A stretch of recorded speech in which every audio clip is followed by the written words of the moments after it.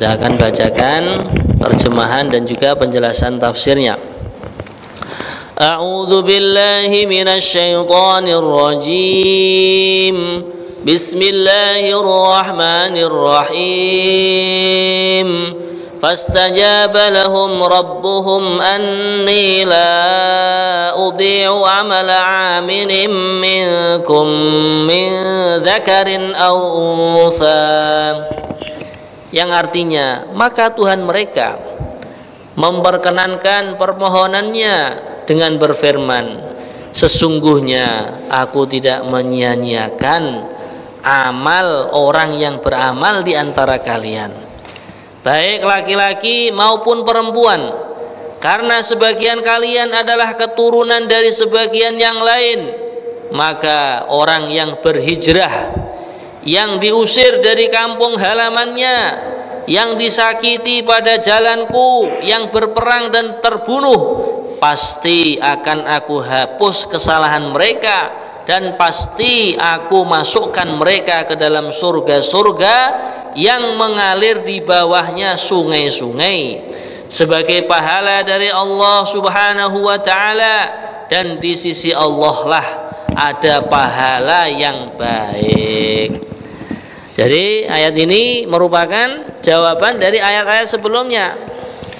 Kisahnya yang terjadi di zamannya Bani Israel juga, ya. Orang-orang Islam kan diusir itu. Nah, ini juga terjadi akhir zaman ini juga. Maka ini benar kata baginda Nabi, sabda Nabi dalam hadis, sungguh apa yang terjadi di zaman Bani Israel akan terjadi di zaman umatku juga. Nah, bahkan kalau di zaman Bani Israel dulu ada anak yang menzinahi ibunya, di zaman ini juga terjadi. Akan tapi kita minta perlindungan kepada Allah, naudzubillah min dzalik. Lah maka inilah hadirin sekalian, akhirnya orang-orang yang diusir orang Islam di zamannya Nabi Musa, ya, dikejar-kejar sama Fir'aun itu. Ada juga orang yang terbunuh di jalan Allah, ada juga orang yang akhirnya hijrah karena mengamalkan agama itu di daerah yang dia tinggali nggak aman, daripada nyawaku, istriku, anak-anakku, cucu-cucuku, menantuku kok nyawanya terancam, ya sudah sebaiknya hijrah saja, mencari daerah yang aman. Nah maka inilah standarisasinya atau kaidahnya orang itu hijrah itu kapan?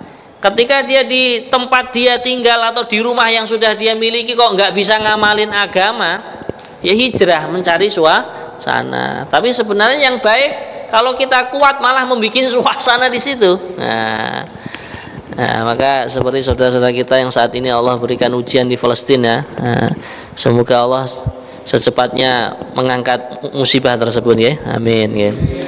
Allah memberikan kemenangan, Allah memberikan menampakkan mana yang benar, gitu.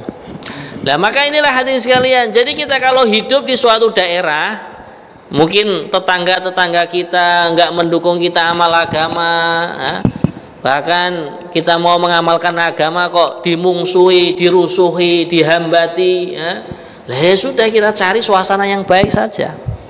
Kalau kita kuat, kita tetap di situ mengamalkan agama, justru malah sambil mengajak orang-orang yang di sekitaran kita atau di sekeliling kita. Karena baginda Nabi juga mencontohi ketika beliau diutus oleh Allah untuk menyerukan, ya ayyuhan nas qulu la ilaha illallah tuflihu, wahai para manusia, kalian semua ucapkanlah la ilallah maka kalian akan sukses.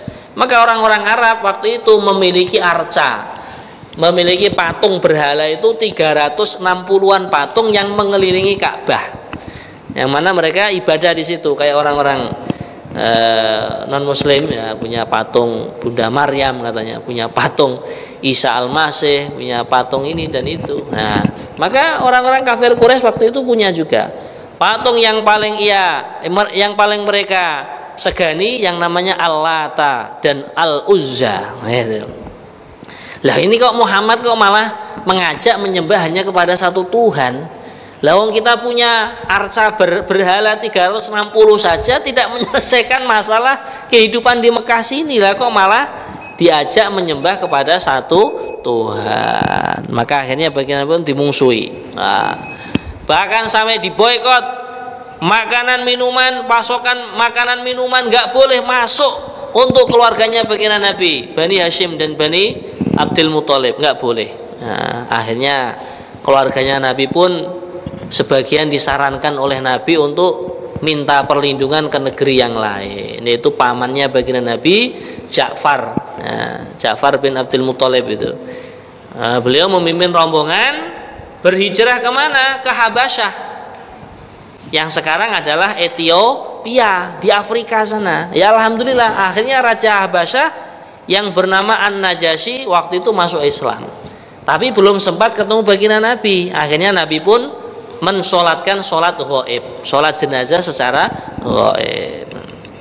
Bahkan akhirnya setelah 13 tahun Nabi mencoba bertahan hidup di Mekah, Nabi akhirnya mendapatkan perintah hijrah dari Allah. Nah, pertama kali beliau hijrah ke Taif. Nah, malah sampai di Taif beliau dilempari batu, diludahi anak-anak kecil di sana. Akhirnya beliau pun kembali lagi ke Mekah.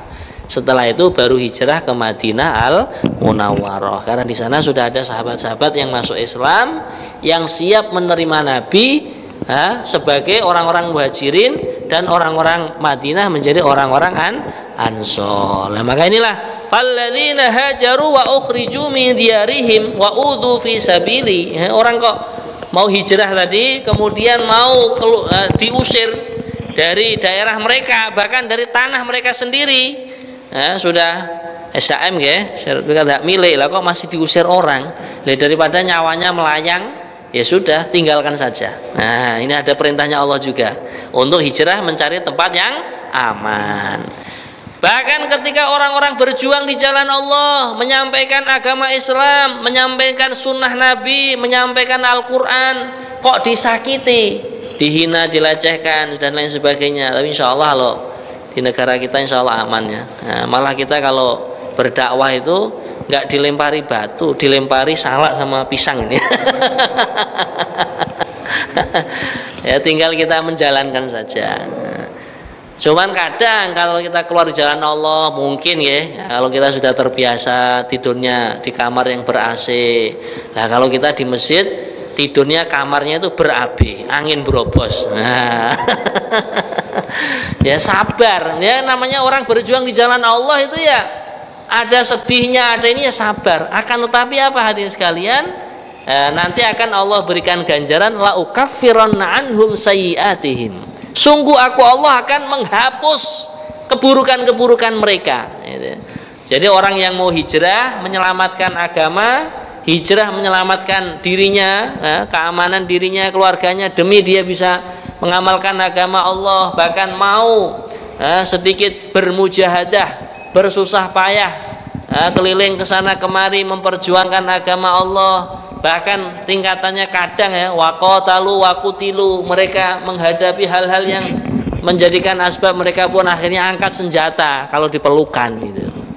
Maka ini kan kalimat waqatalu itu sama Allah diakhirkan. Pertama dulu keluar di jalan Allah dulu. Nah, dengan lemah lembut, dengan kasih sayang. Nah, nanti kalau seandainya mereka tingkatannya kok mau menghilangkan nyawa kita, lah baru orang-orang Islam bangkit. Seandainya orang Islam pun mati ketika berjuang di jalan Allah, waqutilu, matinya pun mati syahid. Nah, bahkan dalam hadis orang yang mati dalam keadaan syahid memperjuangkan agama Allah, nyawanya itu akan diletakkan di salah satu burung yang berwarna hijau. Burung ini sudah diizinkan oleh Allah untuk berterbangan ke dalam surga. Allah. Makanya kita niatkan seumur hidup untuk berjuang menyebarkan agama Allah. Insyaallah ya. Nah, ini fadilahnya. Bahkan ini wala udkhilannahum jannatin tajri min tahtihal anhar. Sungguh aku Allah akan masukkan mereka ke dalam surga-surga. Nah, ini kalimatnya jannat, jamak muannats salim. Jadi orang-orang yang mau berhijrah, menyelamatkan imannya, menyelamatkan agamanya, menyebarkan agama Allah. Ya, kadang juga mujahadah di jalan Allah. Lah kok mati dalam keadaan husnul khotimah, Allah akan masukkan mereka ke dalam surga-surga. Ini maksudnya diantaranya karena setiap orang yang Allah ciptakan, setiap manusia, baik mukmin ataupun kafir, itu sebenarnya sudah diciptakan untuk dia sudah mendapatkan jatah surga dan neraka.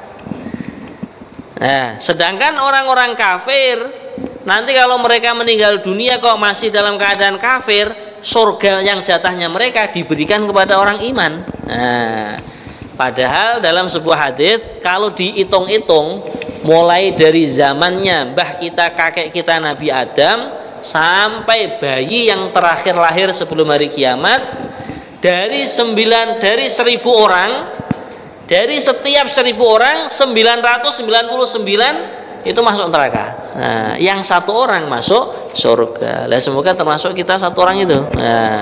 Nah, maka jatah surganya 990 orang tadi diberikan kepada orang iman.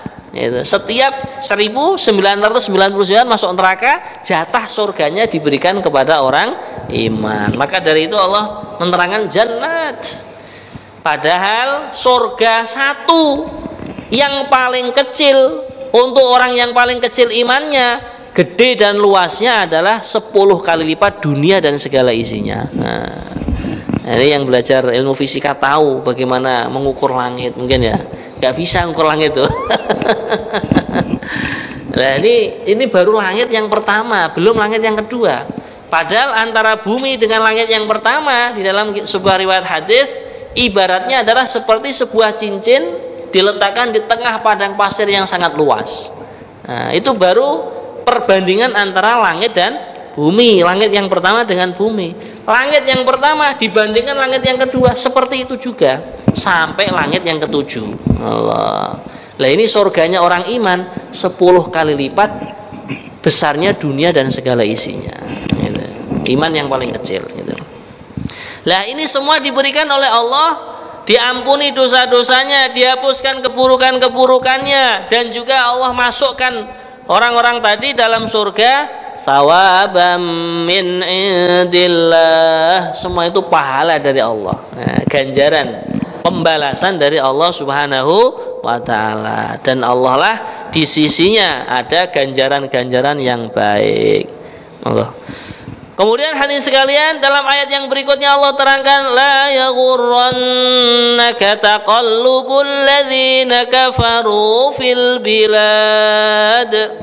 Ayat 196, jangan sekali-kali kalian terpedaya atau tertipu oleh kegiatan orang-orang kafir yang bergerak di seluruh negeri. Dan jangan tertipu, jangan sampai ada istilahnya berita begini-begini. Kita orang Islam sudah punya standar. Standar kita apa? Al-Quranul Karim. Bagaimana arahan Al-Quran? Nah, ini mungkin rame gitu. Nah, sebentar lagi negara punya hajatan. Nah, ya kita punya standar. Memilih pemimpin itu bagaimana? Ya, dalam Al-Quran, wa'adallahu alladhina amanu minkum wa amilus solihat la yastakhlifannahum fil ardh. Nah, Allah menjanjikan bila mana orang-orang itu beriman dan amal soleh, ya pimpinannya nanti akan menjadi juga orang yang iman dan amal soleh. Gitu. Intinya apa? Kita istikharah. Nah, urusan ini istikharah. Standarnya dalam hadisnya Nabi begitu. Ma khaba manistakhor wa ma nadima manistashar. Orang yang istikharah dia tidak akan merugi. Dan juga orang yang mau musyawarah dia tidak akan menyesal. Insyaallah ya. Nah, semoga Allah pilih pimpinan yang selalu beriman dan bertakwa kepada Allah, sehingga berkahnya akan menjadikan negeri kita menjadi jaya, menjadi sukses, adil, makmur, dirasakan seluruh rakyatnya. Amin ya robbal alamin. Maka inilah hadirin sekalian, kadang ada huru-hara begini begitu, wah konser musik, konser ini, wah orang-orang kafir yang yang diundang. Ini Allah sudah memberikan, jangan terpedaya kamu itu, jangan tertipu. Nah, orang Islam sudah ada standarnya sendiri. Musik-musik kan sebenarnya dalam misalkan ya boleh, tapi yang dihalalkan yaitu rebana itu. Nah, karena di zaman baginda Nabi ketika perang Badar mengalami kemenangan, maka Sayyidina Hasan itu menabuh rebana itu. Bahkan saking senengnya Sayyidina Hasan, nabuhnya rebana itu di atas kepalanya baginda Nabi yang mulia. Nabi pun senyum, senang gitu. Demi memperingati kemenangan perang Badar. Nah, maka inilah bagaimana luasnya agama Islam. Nah, luasnya agama Islam ya. Kemudian Allah menerangkan mata'un qalil thumma ma'wahum jahannam wa bi'sal mihad.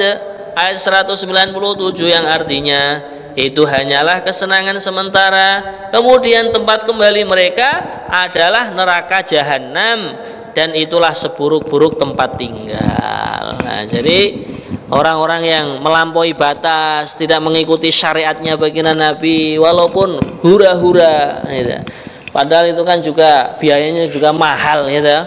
Orang nonton konser aja tiket masuknya 500.000. Nah, itu kalau dibuat fisabilillah sudah cukup untuk 40 hari ya. Allah. La ilaha illallah. Maka inilah orang itu demi masuk neraka aja rela membayar mahal-mahal. Nah, masuk surga murah sekali. Khurus 3 hari cukup 30.000 gitu. Allah, maka 3 kali lagi. Insya Allah ya. Lah maka ini kata Allah, kamu jangan terpedaya, jangan tertipu dengan program-programnya orang-orang yang akan menjadikan kamu itu masuk ke neraka jahanam. Gitu. Kemudian Allah pun berfirman dalam ayat yang berikutnya, lakinnal ladzina taqaw rabbahum lahum jannatun tajri min tahtihal anhar khalidina fiha nuzulan min indillah wa ma 'indallahi khairul lil abrar. Ayat 198 yang artinya, tetapi orang-orang yang bertakwa kepada Tuhannya, pada Allah Subhanahu wa taala, mereka akan mendapatkan surga-surga yang mengalir di bawahnya sungai-sungai. Mereka kekal abadi di dalamnya sebagai karunia dari Allah Subhanahu wa taala. Dan apa yang di sisi Allah lebih baik bagi orang-orang yang berbakti atau berbuat kebaikan. Nah, maka inilah hadirin sekalian, sebenarnya langkah menuju masuk surga itu tiketnya itu hanya 2 saja. Iman dan amal soleh. Iman kita lurus. Nah, ini takwa ini kan termasuk wujud daripada keimanan dan amal soleh. Karena yang namanya takwa itu apa? Imtitsalul awamir wajtinabun nawahi. Sebagian ulama mendefinisikan seperti itu, mengikuti perintah Allah, dan juga menjauhi larangan-larangan Allah gitu. Nah, maka ini perlu kita usahakan kalau ingin menjadi salah satu raja di surga. Nah, itu tadi. Lakinnal ladzina taqaw, ini takwa. Akan tetapi orang-orang yang bertakwa kepada Tuhannya yaitu Allah, lahum bagi mereka jannat, surga-surga. Belum lagi di dalam satu surga, istilahnya satu kapling surga gitu ya. Satu kapling surga itu ada kamar minimalnya itu katanya sampai 2,5 juta kamar. Allah. Dan setiap kamar sudah ada bidadarinya. Allah. Lah mboten kesel mangke Pak, mboten mangke. Karena setiap orang iman itu minimalnya nanti kekuatannya akan dilipat kali gandakan 70 orang laki-laki yang sangat kuat. Nah, maka sebagian ulama itu mengatakan ya, nanti di akhirat itu tugasnya orang iman itu setiap hari memecahkan keperawanannya para bidadari itu. Allah, nganten nanya terus pokoknya itu. Nah, maka inilah hadirin sekalian, kita ngaji mencari suasana yang baik, mencari suasana iman, suasana amal soleh, supaya kita selalu istiqomah dalam iman, dalam amal soleh, bahkan mati pun dalam keadaan husnul khotimah. Amin ya robbal alamin. Wa inna min ahlil kitabi laman yu'minu billah لَمَنْ يُؤْمِنُ بِاللَّهِ وَمَا أُنْزِلَ إِلَيْكُمْ وَمَا أُنْزِلَ إِلَيْهِمْ خَاشِعِينَ لِلَّهِ لَا يَشْتَرُونَ بِآيَاتِ اللَّهِ ثَمَنًا قَلِيلًا, yang artinya, dan sesungguhnya di antara ahlul kitab ini yang dimaksud adalah penganut kitab Taurat yang diturunkan kepada Nabi Musa, yaitu orang-orang Yahudi atau Bani Israel, dan penganut kitab Injil yang diturunkan kepada Nabi Isa. Ada yang beriman kepada Allah. Nah, akhirnya pun ada, dari mereka pun ada iman kepada Allah. Nah, seperti kejadian yang sekarang ini, 30 wanita dari Australia malah masuk Islam.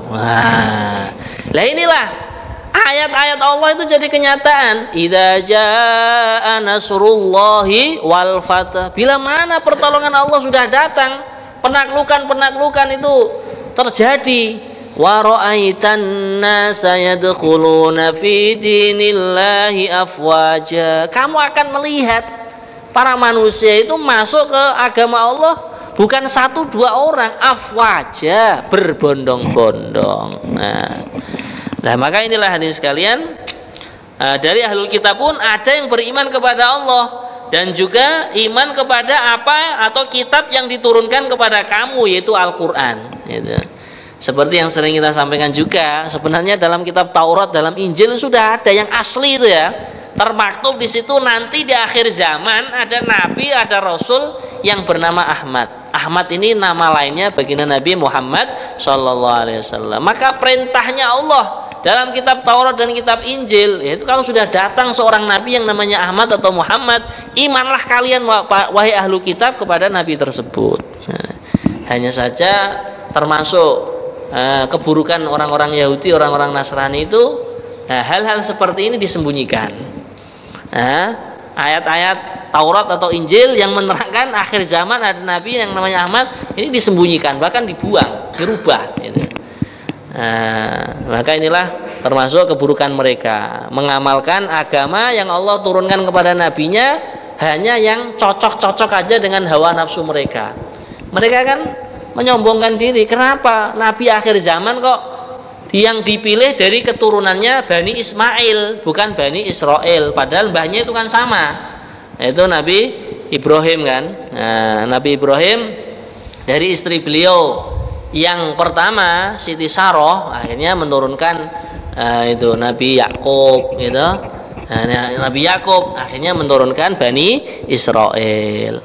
Keturunannya Nabi Ibrahim yang dari istri yang kedua, Siti Hajar, menurunkan seorang nabi yang bernama Nabi Ismail gitu, Nabi Ismail. Yang dari Siti Sarah Nabi Ishak, Nabi Yakub, kemudian Bani Israel itu. Nah, kalau dari Siti Hajar menurunkan Nabi Ismail. Dari Nabi Ismail keturunan-keturunannya lagi menurunkan Nabi kita yang mulia Nabi Agung Muhammad SAW. Maka mereka itu iri itu tadi. Kenapa kok Nabi akhir zaman dari Bani Ismail bukan Bani Israel itu?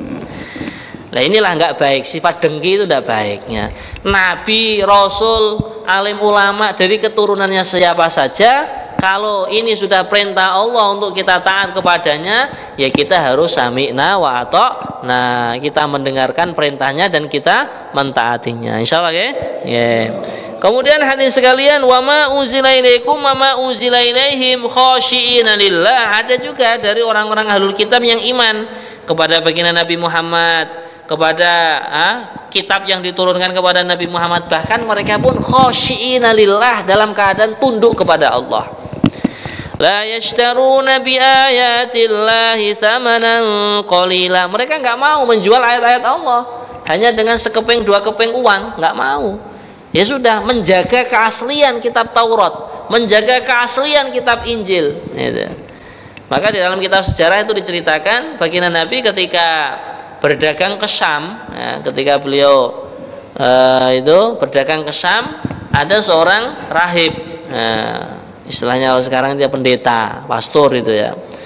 Loh, ini kok melihat ada seorang pemuda umur 25 tahun waktu itu kurang lebihnya ya, ketika berdagang itu yang akhirnya bajunya Nabi yang belakang itu tersingkap.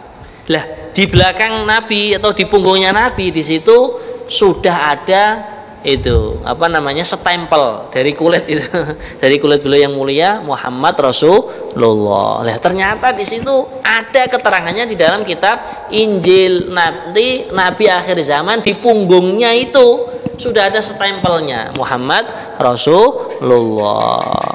Nah, akhirnya ya karena waktu itu Nabi belum diutus menyampaikan tauhid, menyampaikan la ilaha illallah, ya Nabi diam. Nah, ketika beliau sudah berusia 40 tahun, baru Allah Subhanahu wa taala perintahkan untuk menyampaikan kalimat la ilaha illallah Muhammadur Rasulullah. Maka inilah hadirin sekalian, orang-orang Yahudi Nasrani pun ada yang akhirnya tunduk dengan Al-Quran pada suatu saat seperti itu. Maka orang Yahudi Nasrani yang mau iman kepada Nabi Muhammad, pada Al-Quran, pada Islam, ulaika lahum ajruhum inda rabbihim, ya Allah akan memberikan pahala bagi mereka di sisi Tuhan mereka. Innallaha sari'ul hisab, Allah sangat cepat hisab atau perhitungannya. Kemudian Allah berfirman dalam ayat yang berikutnya, ya ayyuhalladzina manusbiru wasabiru warabitu, wahai orang-orang yang beriman, bersabarlah kalian dan kuatkanlah kesabaran kalian, dan tetaplah bersiap siaga di perbatasan negerimu, dan bertakwalah kepada Allah. Ini perintah untuk berjuang. Nah, kemudian Allah melanjutkan perintah berikutnya, bersabar. Maknanya dalam perjuangan ya ada tantangan-tantangan, ada ujian-ujian, maka kita tetap bersabar. Masya Allah. Bikin pondok amali juga ini, masya Allah wajib ya. Allah. Kadang yang ngaji 45 sabar. Kadang yang ngaji banyak ya sabar. Maka ini ayat ini di pondok ini dibuat istighosah, memang biar kita sabar.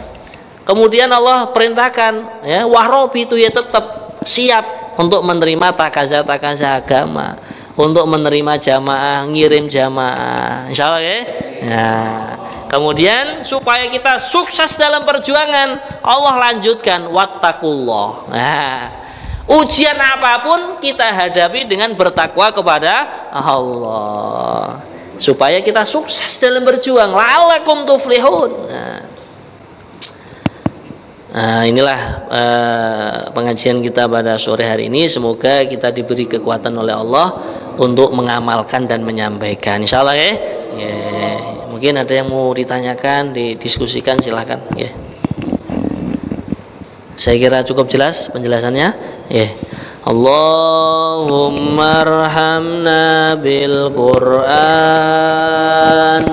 waj'alhu lana imaman wa nura wa hudaw wa rahmah. Allahumma dzakirna minhu ma nasina wa'allimna minhu ma jahilna warzuqna tilawatahu ana al-laili wa atrafan nahar waj'alhu lana hujjatan ya rabbal alamin. Mari kita akhiri dengan kafaratul majlis. Subhanallah wa bihamdihi subhanallah. Asyhadu an la ilaha illa anta astaghfiruka wa atubu ilaik. Kurang lebihnya mohon maaf. Wassalamualaikum warahmatullahi wabarakatuh.